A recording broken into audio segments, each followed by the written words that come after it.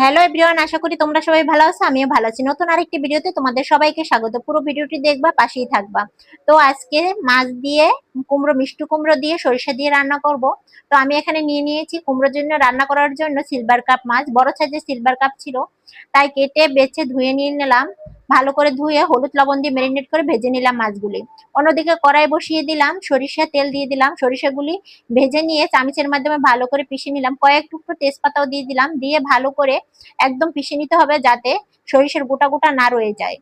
শুকনো মরিচ দিয়ে দিলাম কয়েকটা। অন্যদিকে আমি মিষ্টি কুমড়ো ভালো করে ছোলা ফেলে টুকরো টুকরো করে নিলাম, মিষ্টি কুমড়ো গুলো দিয়ে দিলাম। কাঁচামরিচ কুচি, লবণ, হলুদ দিয়ে দিলাম, দিয়ে একটু কষিয়ে নিলাম অল্প পরিমাণে জল দিয়ে।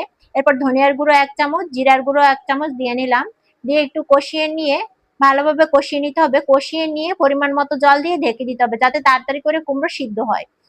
আর যদি কুমড়োতে মিষ্টি কম থাকে হালকা পরিমাণে চিনি দিতে পারো। আমার চিনি দেওয়া লাগেনি যেহেতু মিষ্টি ছিল। তো বলক উঠে গেছে, কুমড়া সিদ্ধ হয়ে গেছে, আমি মাছগুলি দিয়ে দিলাম। মাছগুলি দিয়ে 2-1 মিনিট জাল দিয়ে নামিয়ে নিলে হয়ে যাবে।